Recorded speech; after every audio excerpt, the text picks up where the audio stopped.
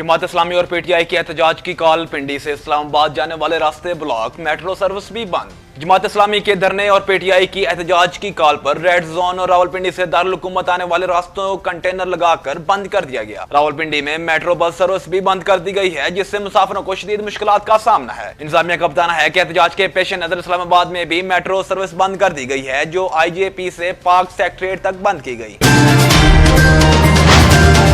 PTI को एहतजाज की इजाजत की दरख्वास्त पर फैसला महफूज। पीटीआई की आज इस्लामाबाद में एहतजाज की इजाजत से मुतल्लिक दरख्वास्त पर हाई कोर्ट ने जिला इंतजामिया को पीटीआई के साथ 2 घंटों में मुशावरत का हुक्म देते हुए अदालत को 12:30 बजे तक आगाह करने की हिदायत की। सरकारी वकील ने कहा कि जिला इंतजामिया ने इस्लामाबाद के अंदर एहतजाज की तमाम दरख्वास्तें मुस्तरद कर दी हैं। शहरियों की हिफाजत के लिए इस वक्त किसी को कोई इजाजत नहीं मिल सकती।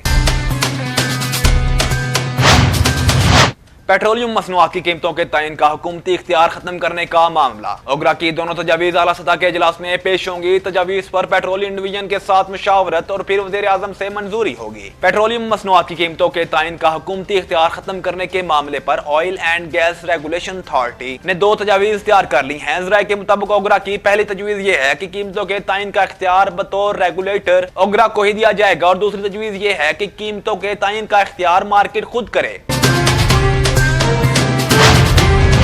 दहशतगर्दी के पेश नजर दफा 144 लगाई, खिलाफ वर्जी पर सख्ती से निपटा जाएगा। सूबाई वज़ीर इत्तलात का कहना है कि एहतजाज और धरने के नाम पर शहरियों की जिंदगियां अजर बन गई हैं। सूबाई वज़ीर इत्तलात का कहना है कि एहतजाज और धरने के नाम पर शहरियों की जिंदगियां जीरन बनाने की इजाजत नहीं दे सकते। दफा 144 की खिलाफ वर्जी करने वालों से सख्ती से निपटा जाएगा। उनका कहना था कि जो जमात 2014 से सड़कों पर है, 3 दिन घरों में आराम करे। पीटीआई की सियासी तारीख सड़कें और चौक चौराहों के गिर्द ही घूमती है।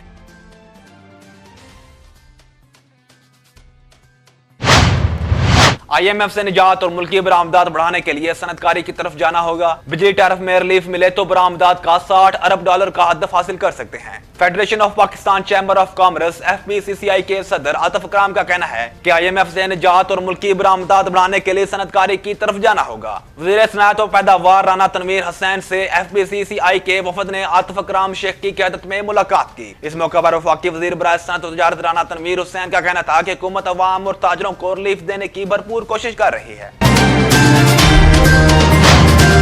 जिसको जानते नहीं, इससे रात गए मिलने की जरूरत नहीं। सोशल मीडिया पर शेयर किए गए वीडियो पैगाम में मशी खान ने कहा कि मुझे समझ नहीं आता कि खलीलुर रहमान कमर को क्यों ऐसा ख्याल आया कि जान ना पहचान मैं तेरा मेहमान। जरूरत क्या थी रात के पैर एक ऐसे इंसान से मिलने की जिसको आप चंद दिनों से ही जानते हो। मेरे ख्याल में इस वक्त मीटिंग करने की जरूरत नहीं थी। इलेक्शन कमीशन के खत ने सुप्रीम कोर्ट को सुप्रीम कोर्ट के मद्देमुकाबिल खड़ा कर दिया। इस खत में सुन्नी इत्तेहाद कौंसिल के मखसूस नशिस्तों के केस के हवाले से अदालत उज़्मा के हालिया फैसले पर अमल दरामद के लिए रहनुमाई की दरख्वास्त की गई। 8 फरवरी के इंतखाबात से कबल चीफ जस्टिस काजी फायद की सरबराही में सुप्रीम कोर्ट के 3 रुकनी बेंच ने पीटीआई के गलत इंट्रा पार्टी इंतखाबात की वजह से पार्टी से बल्ले का इंतखाबी निशान वापस ले लिया था। पाकिस्तान टीम की तरफ से खेलने में अब कोई दिलचस्पी नहीं। डिजिटल प्लेटफॉर्म YouTube पर इंटरव्यू में शुएब मलिक से सवाल किया गया कि क्या अब भी आप पाकिस्तानी टीम के लिए दस्तयाब हैं। जवाब में शुएब मलिक ने कहा कि मैं बहुत मुतमिन हूं और खुश हूं। मैं बरसों तक पाकिस्तान के लिए खेला, मुझे अब कौमी टीम की जानिब से खेलने में कोई दिलचस्पी नहीं रही। 2 फॉर्मेट से तो मैं पहले ही रिटायरमेंट का ऐलान कर चुका हूं। बस एक फॉर्मेट रहता था, मगर पाकिस्तान के लिए खेलने में अब कोई दिलचस्पी नहीं है।